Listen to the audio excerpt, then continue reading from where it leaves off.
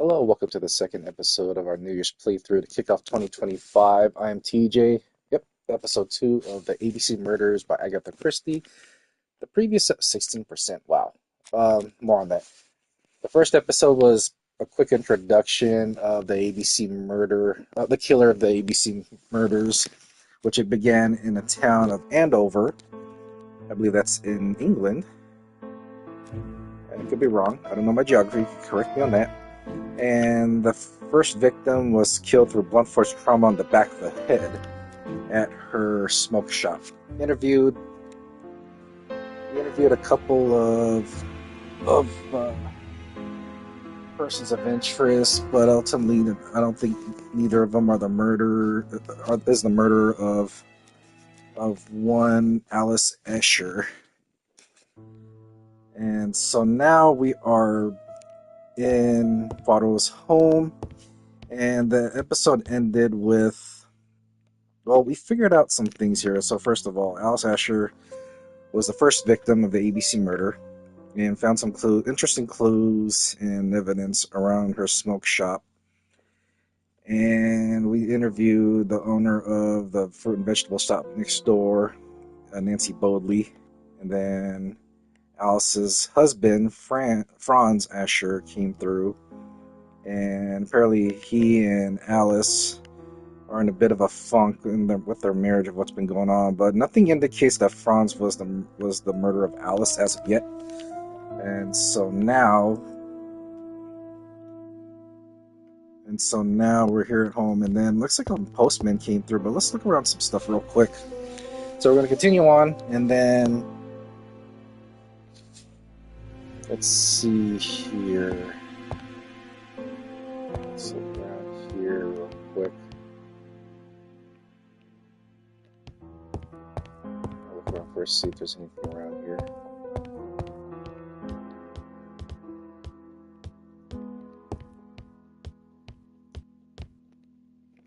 What's this? Daily Flicker, June the 22nd, 1935. Battle over control of bank system. What will the government do for money? Andover, murder of a tobacconist. Newspaper achievement.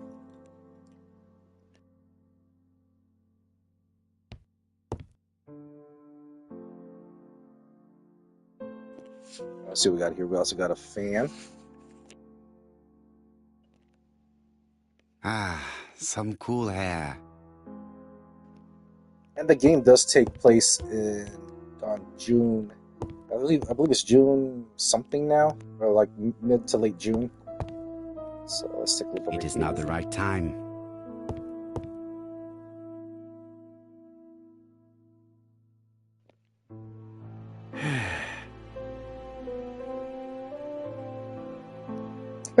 Okay, let's see what else we got here.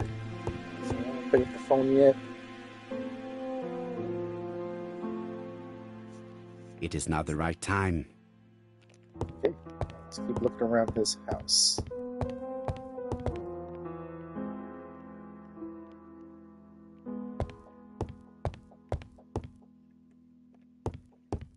No doubt about it. Hastings is going bored. You're not going to get the post? Yes, of course.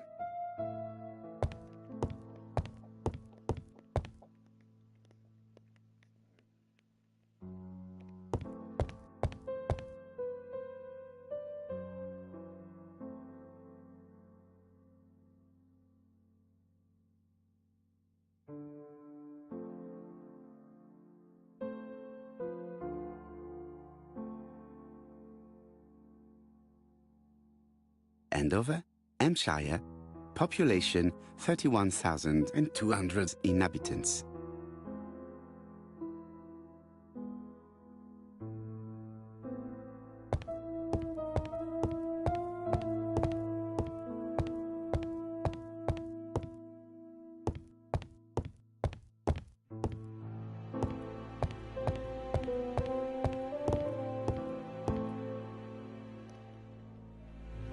It's another mirror.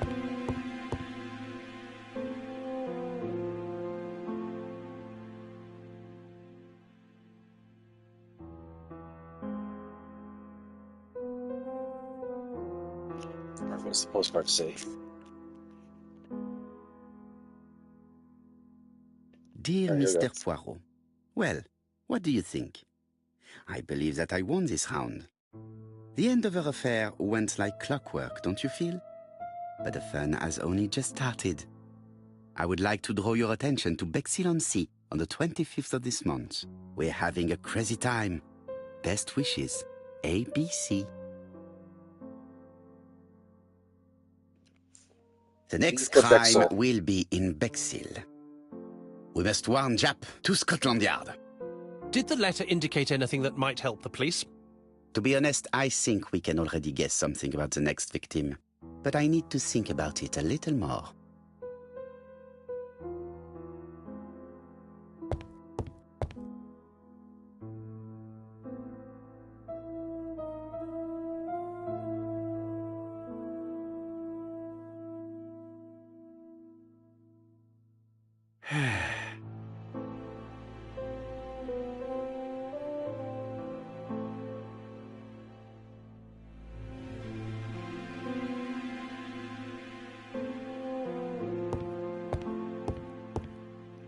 Wait, when did I turn off the fan? When did that on?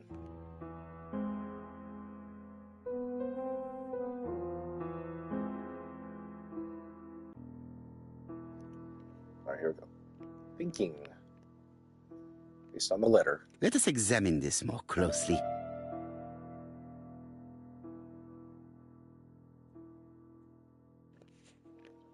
The letter I stands out. Certain characters in the two letters may have similar defects. Yes, this I is weird. Let us examine the characters in this word. Let us examine the characters in this word. Yes, this I is weird.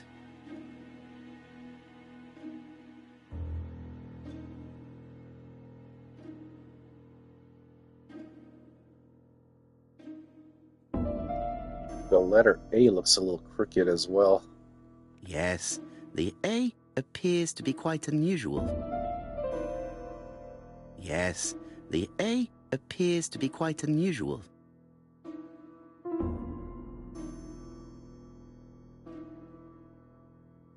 Yes, this I is weird. Yes, the I characters in the two letters do indeed have the same defects. I have to find some other similar defects to confirm my theory. The letter A. Yes, the A appears to be quite unusual. That's right. The A characters in the two letters do indeed have the same defects. I have to find some other similar defects to confirm my theory.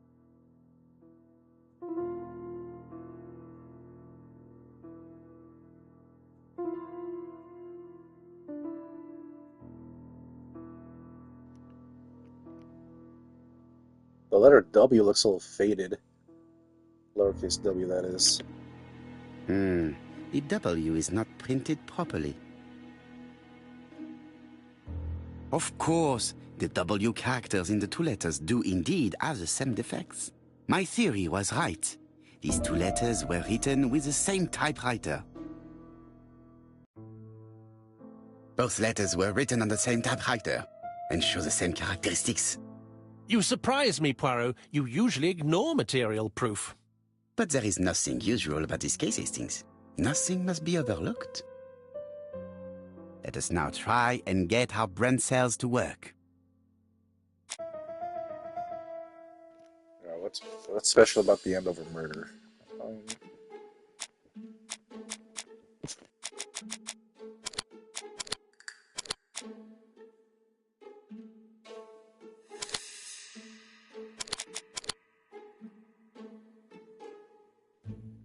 Yep, that's a doozy. What can we guess about the next victim? Bexhill?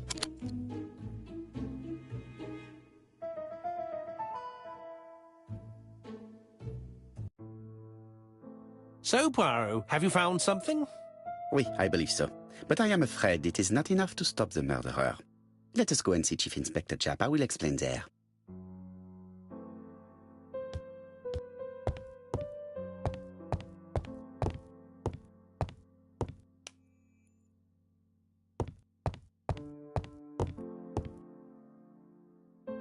It may be time to go to Scotland Yard. No doubt about it. Hastings is going bored.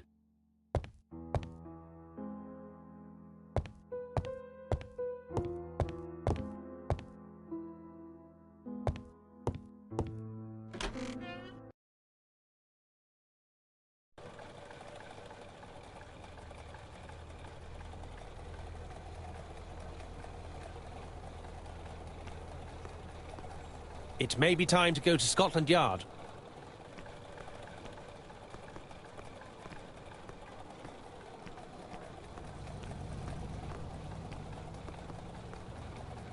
To Scotland Yard, please.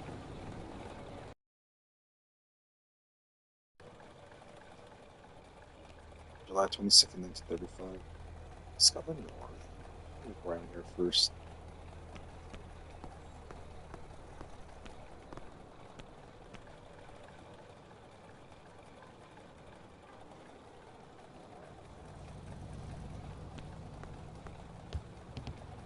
Okay.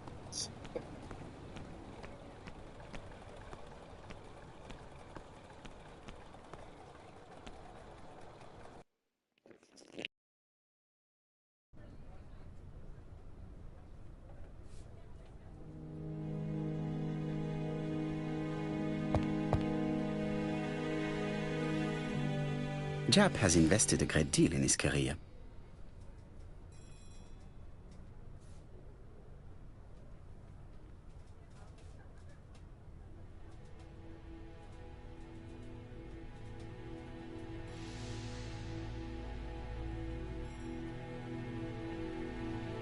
Jap is an investigator greatly respected by his peers.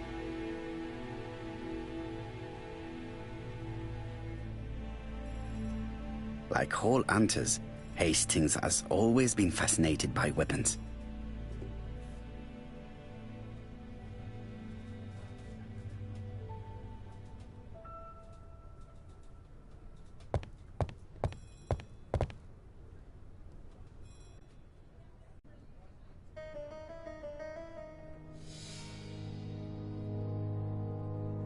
Alice Asher was murdered in Andover, the A.B.C. killer's first murder.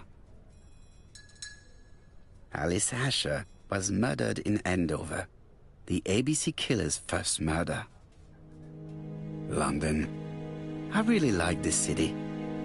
One thing is certain, you never get bored here.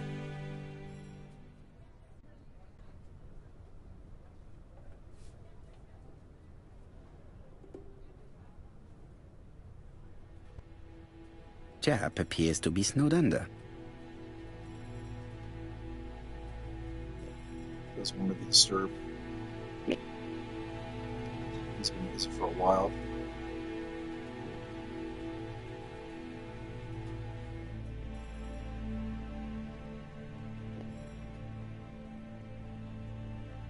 Jap appears to already be overloaded with work.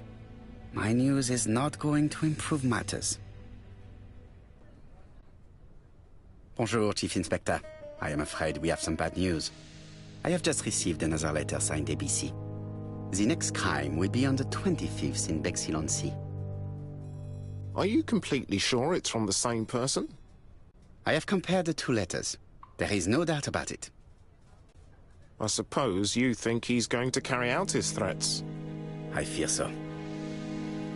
Good God, Poirot. Bexhill is very busy at this time of year, and we have no idea who the next victim will be.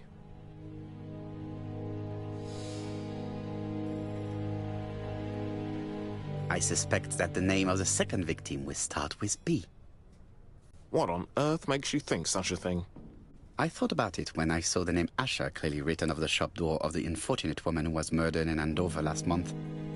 When I received a letter mentioning Bexhill, I deduced that the victim, like the town, might have been chosen by alphabetical order. So it's an alphabet fiend.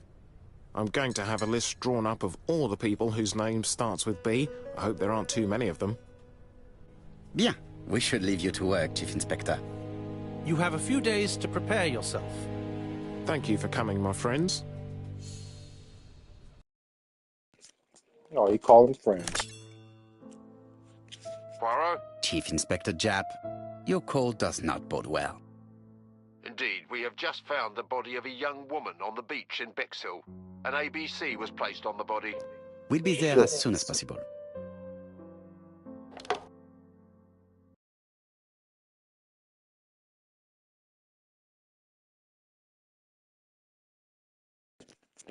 Bexhill by the sea.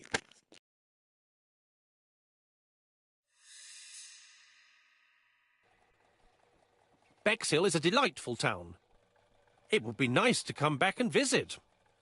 I do not entirely agree.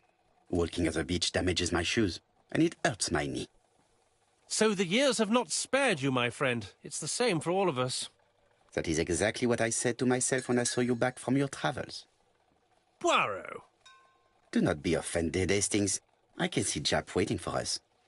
And from his face, I would say that things are not looking good.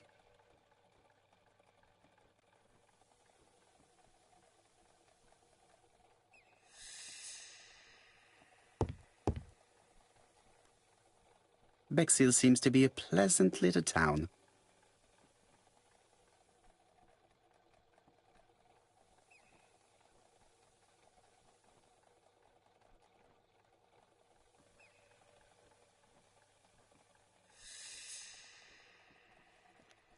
It's a bungalow. It's pretty small.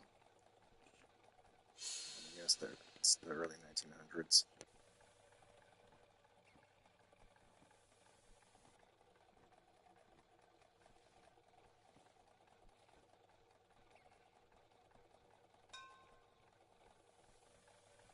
Bexhill is a pretty little seaside resort with elegant architecture, although personally I prefer more modern buildings. You know, now that I think of it, this take of Hercule Poirot, the way he looks like it's based on David Suchet's character from the TV shows and movies that he did before Kenneth Branagh took over. I could see that the one from last year for Murder on the Orient Express. Oh no, not yet. Let me see if there's any. Let me look around first. I don't miss anything. Okay, so like I was saying, the modern version of the Murder of the Orient Express that came out last year, that looks to be more along Kenneth Branagh's style, or like the way he looks. That is. So let's see. There's the body there. Let's talk first.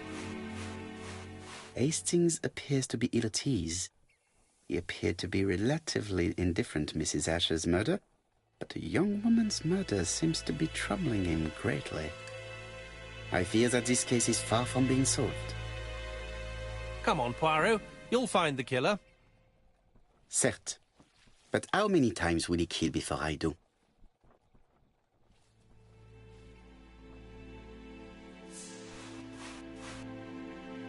How do you do, gentlemen? Chief Inspector? I fear your admirer has struck again, Poirot. We haven't yet identified the victim, but it's a young woman, 20 to 25 years old. Death occurred last night between 11:30 and 1 o'clock, and we found an A.B.C. guide on the body. Was she pretty? Come on, Poirot, that's rather out of place. It has no bearing on the murder. Are you certain? For women, it is often the most important thing. It often decides their destiny. The body hasn't been moved. You can see for yourself. Has the press been informed? Not yet, but I'm planning to. I haven't yet informed them about the presence of the A.B.C. guide in Andover. Nobody has reported a young woman missing? Not for the moment. No witnesses, I imagine? Indeed. We've asked everybody who may have met a young woman fitting her description last night to come and see us, but I have little hope of gaining anything from it. It's early days, Chief Inspector, and the news may not have spread around the town yet. I hope you're right, Hastings. Interesting. Okay.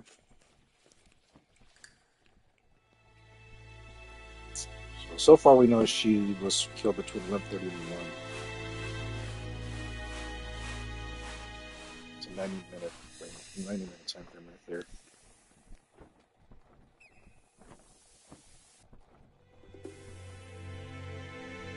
She was a great beauty. Strange that chap didn't notice it. These marks have been left by a rope or a braided cloth.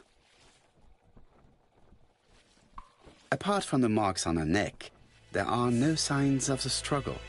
She didn't manage to hit her assailant. This key is too small to be one for a house.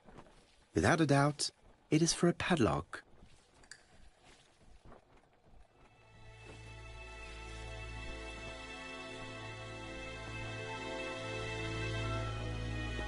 There's the book.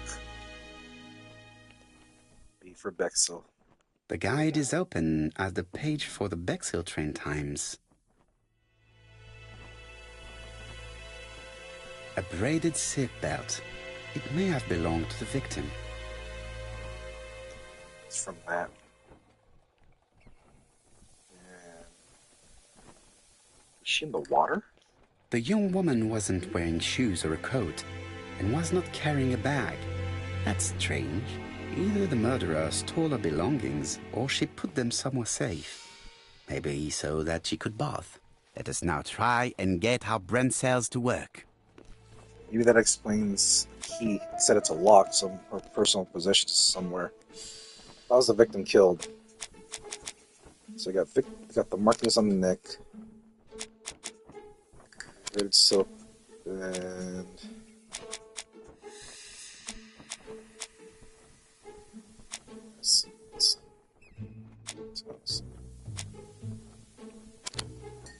there we go.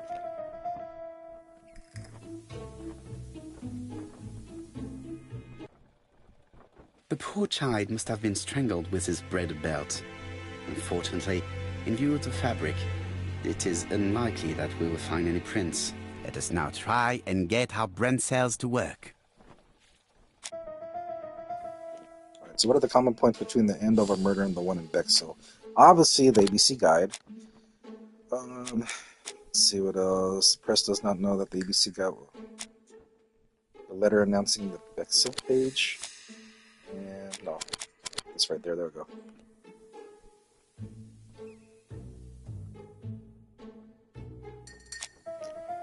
Are the crimes in Andover and Bexhill the work of the same murderer? Yes.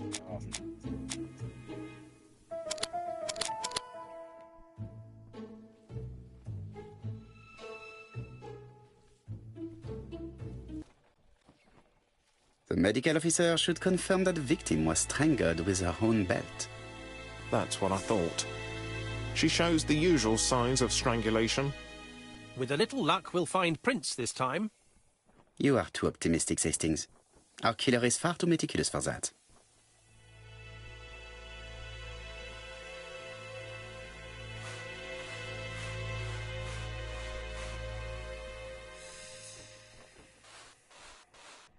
I fear that this case is far from being solved. Come on, Poirot. You'll find the killer. Certes. But how many times will he kill before I do?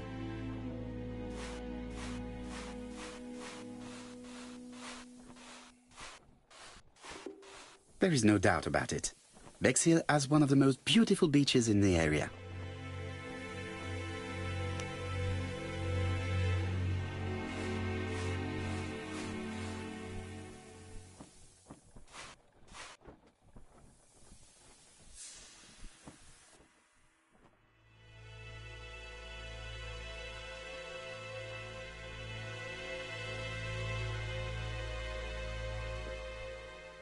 Number 6.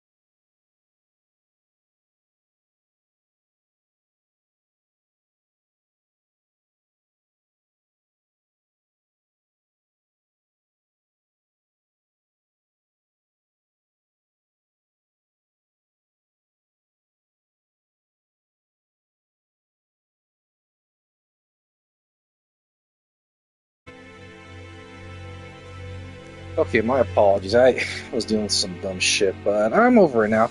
Alright, so let's get on with the case here. So, I just realized that there's a 6 on the key. Said it's too small for a house, so it looks like it's going to be in one of these bungalows. Let's go over here. It's a 6. Let's try all of them. This hut is locked.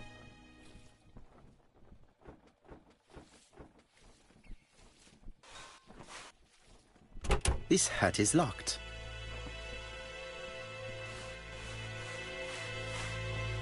This hut is locked. Wait, why are there 2 9s?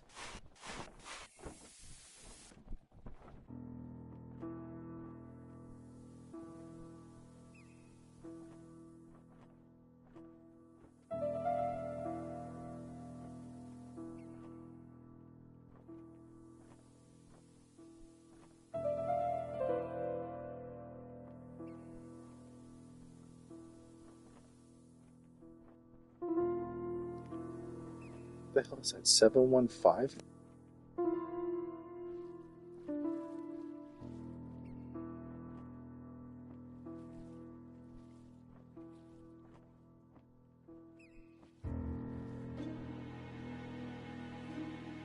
Firstly, I have to remove the padlock. A dual locking padlock. I need to find the code and then insert a key. Well, I found the code, which is 715 here.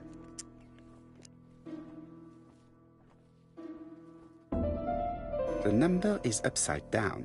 This is definitely at number 6.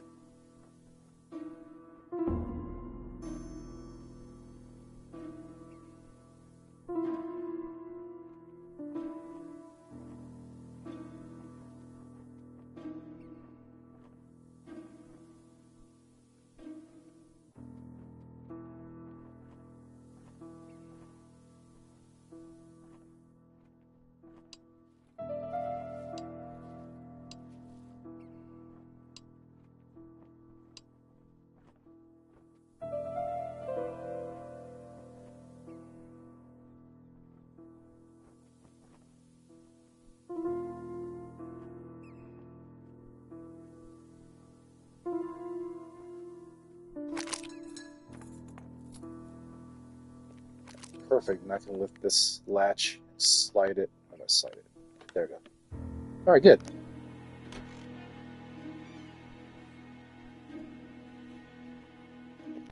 Looks like her belongings. So there's her It shoes. definitely was here that the victim left her belongings. The purse is full. Yet again, we can dismiss theft as the motive for the murder. Here is the watch she must have removed to prevent it from getting wet. A top brand lipstick. She liked to take care of her appearance, as well as a photo of the victim with some company. It could be useful to me.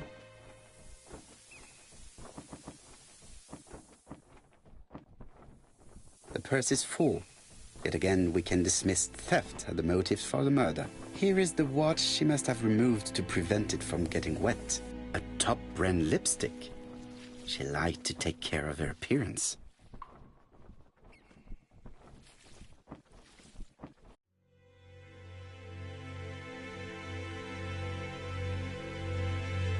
Betty's first day at work. Mom is very proud of you. Elizabeth Barnard, 7 August 1931. So, the young lady did have a name starting with B, and she worked as a ginger cat, an establishment that must be slightly further along the beach.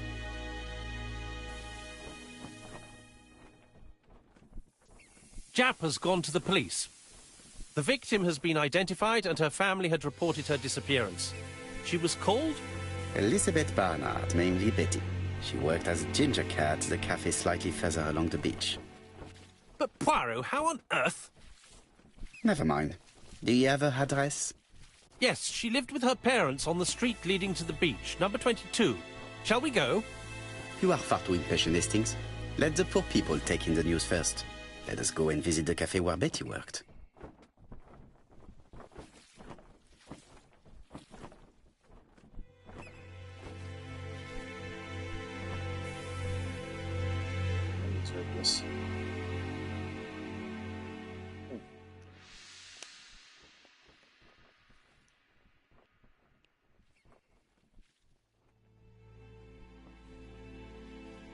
Interesting.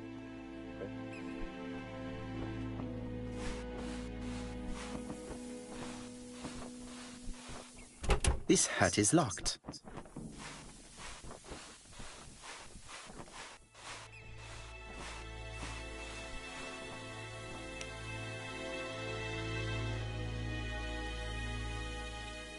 Lady Bernard.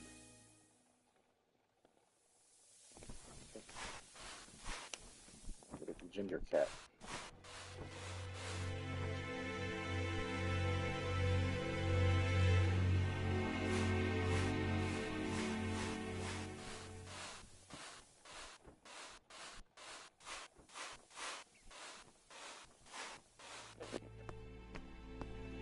Wait, was that? I don't remember that. I don't remember this being closed on. I opened up here. There's the ginger cat. Okay.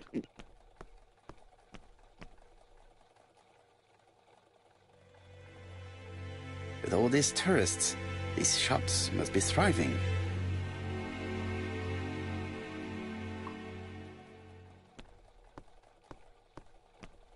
Hastings appears to be ill at ease. He appeared to be relatively indifferent to Mrs. Asher's murder, but a young woman's murder seems to be troubling him greatly. I fear that this case is far from being solved. Come on, Poirot. You'll find the killer. Certes. But how many times will he kill before I do?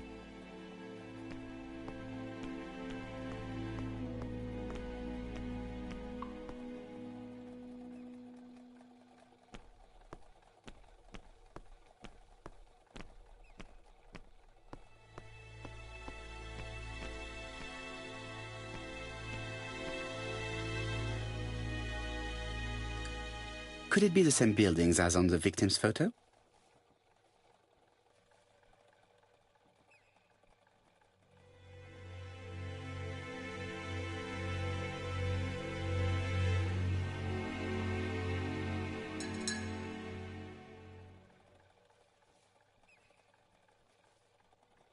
This is definitely where the photo I found in the hut was taken.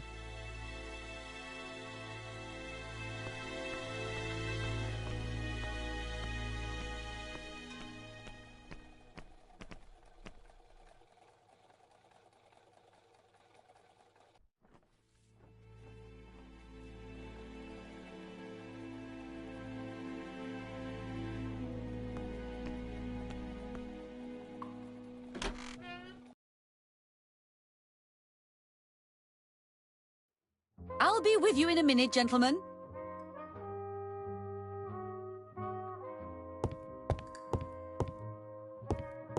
Hastings would probably like us to rest here, but the investigation cannot wait. A delightful cafe. So this is where Betty worked. Yes, indeed. Let us find someone to talk to.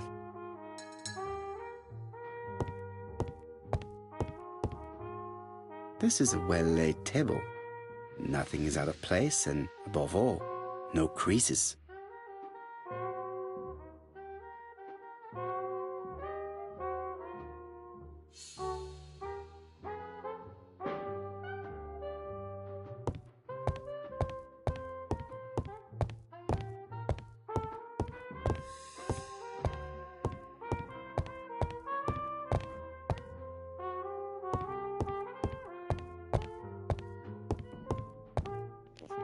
Another mirror to check himself out.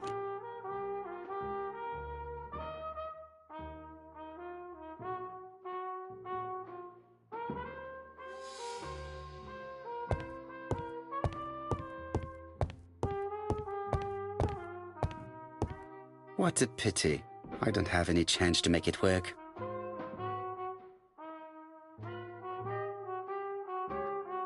Something tells me that she's the owner of the ginger cat.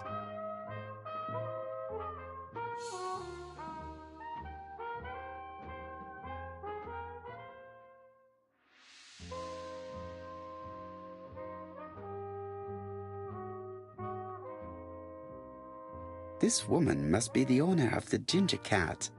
It looks like something is bothering her. How can I help you? A hot chocolate and a tea for my friend, please. I'll bring it straight away.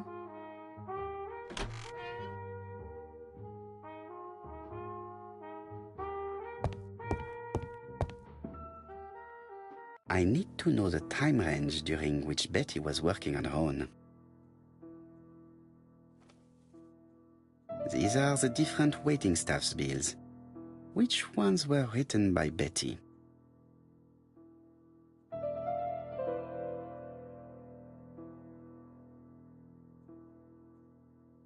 I should consult the register first.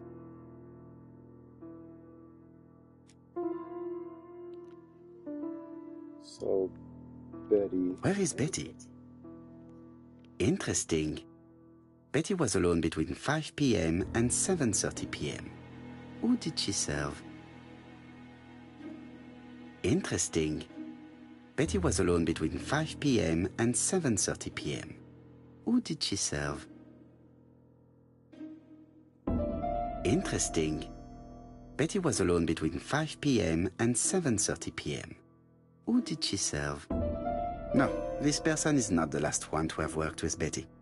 No, this person is not the last one to have worked with Betty. Betty worked from 11 a.m. to 7:30 p.m. Would she have been alone at any time during her service? Interesting. Betty was alone between 5 p.m. and 7:30 p.m. Who did she serve? No, this person is not the last one to have worked with Betty. So 5 p.m. and 7:30 p.m. That's a clue right there. This page won't help me. This page won't help me. So let's go back to the times, the receipts here. 5 p.m. and 7:30 p.m. 1 o'clock, 11:25.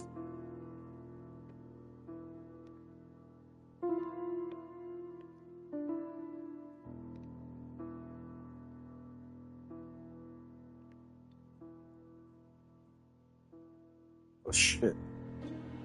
Two of the handwritings look the same. Hold on, let me go back real quick. Where is Betty?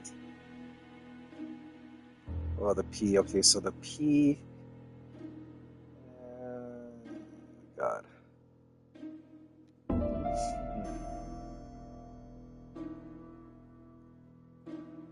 And the A. Okay, let's go back. Oh shit. Let's go back.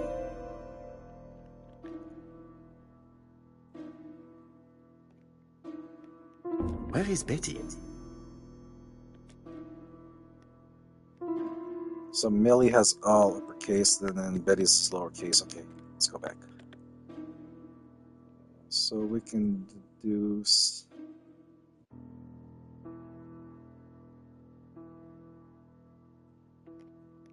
Where is Betty? I'm a 5 as well, so let's do this. Where is Betty?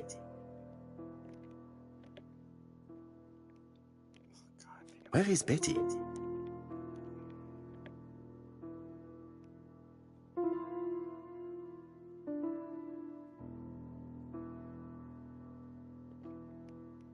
Where is Betty?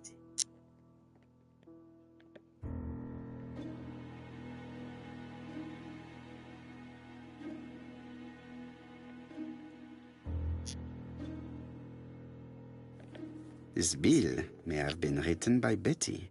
There is probably another one.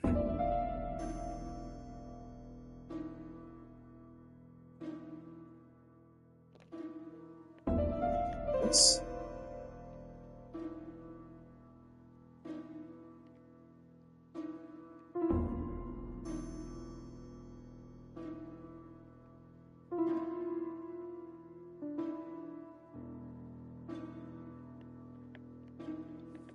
Betty wasn't serving on her own at these two times. Let's keep searching.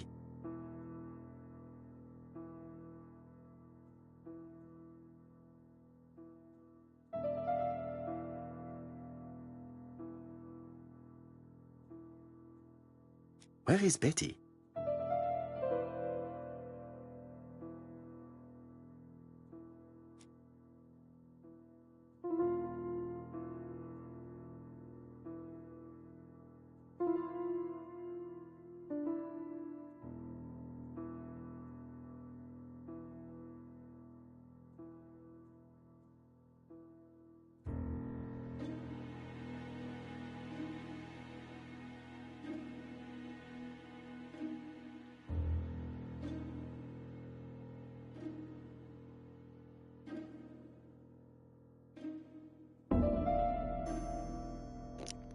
Let's try this. This bill may have been written by Betty. There is probably another one.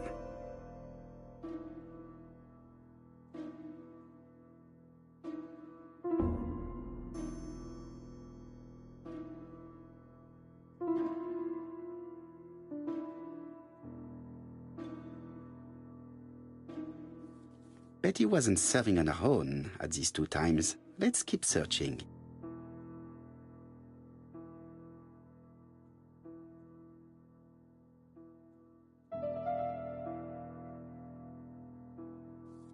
This bill may have been written by Betty. There is probably another one. Most probably a single man, a whiskey lover. Maybe the murderer? No, something's not right. Betty was alone at just one of these 2 times.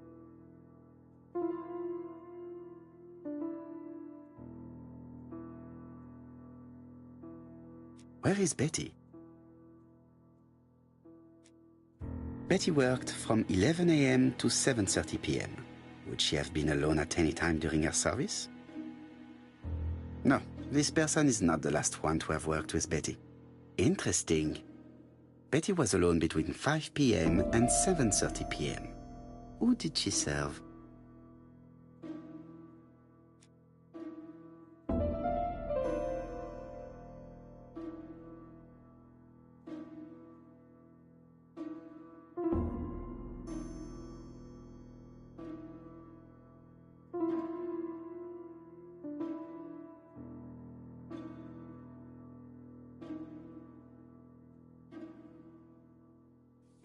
This bill may have been written by Betty. There is probably another one.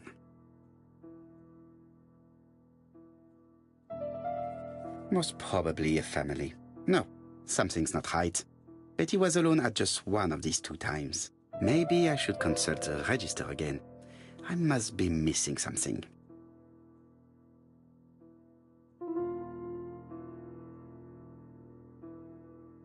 Where is Betty?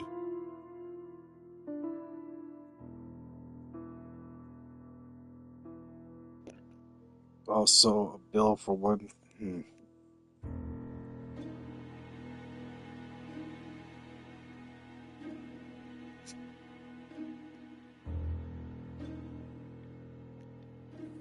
Most probably a single man, a whiskey lover. Maybe the murderer? This bill may have been written by Betty. There is probably another one.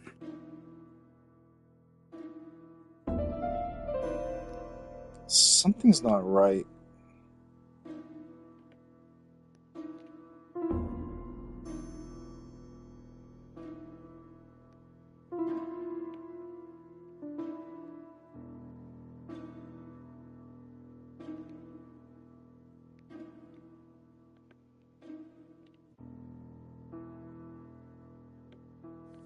Most probably a family. Betty served a family and a man on his own, a whiskey drinker. Maybe the murderer. This information will help me to progress. What? Gentlemen, what are you doing? We are searching for clues, Hi. mademoiselle. My name is Hercule Poirot. I am a detective, and this is Captain Hastings. Does Betty Barnard work here? That is correct. She should have been here a while ago. Punctuality is the first rule of politeness. I fear that Miss Barnard will not be coming today. She has just been found, dead, on the beach a few hundred meters from the cafe. How awful. Poor young thing. What happened? She appears to have been murdered. This is most distressing. How this will affect my business, I shudder to think.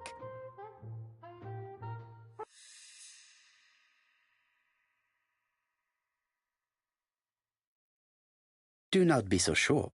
Miss Barnard's tragic death may be a good advertisement for you. It makes one despair of human nature.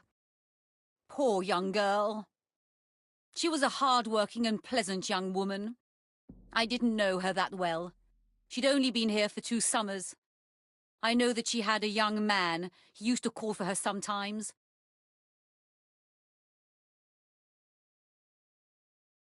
This photo was found. Is this him? Yes, that's him all right. But I haven't seen him for some time.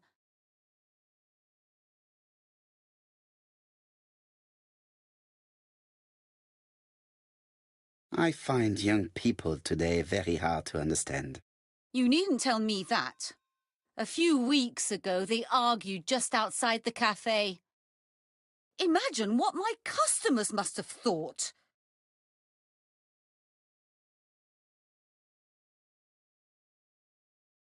I hope for you that it was an isolated incident. It must be difficult to keep a respectable establishment if your staff show themselves to be so shameless. The young man only made a scene the once. Jealousy, no doubt. It must be said the young girl was very pretty. Thank you for your time, Mademoiselle Mérion. You have been of great help.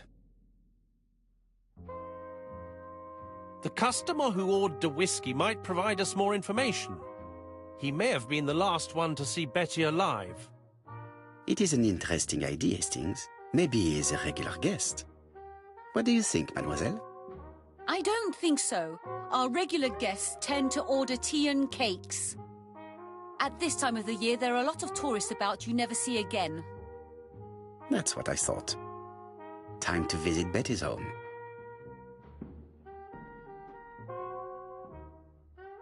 I've finished with this subject.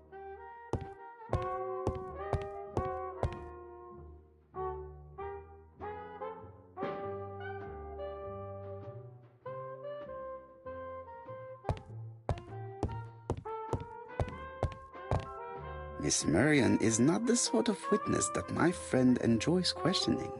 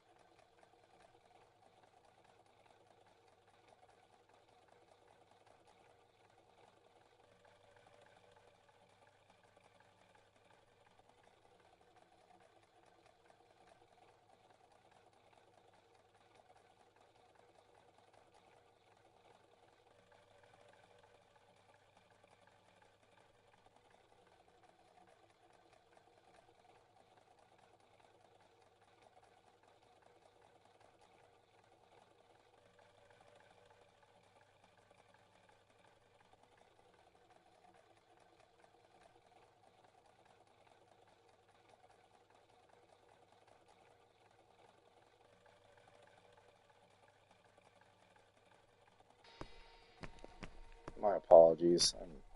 You know what? I'm going to end the episode over here. I'm a little irritated about something, so I might be back for one more episode before the New Year's begin. But if I do not, you guys have a happy New Year. I'll see you guys later.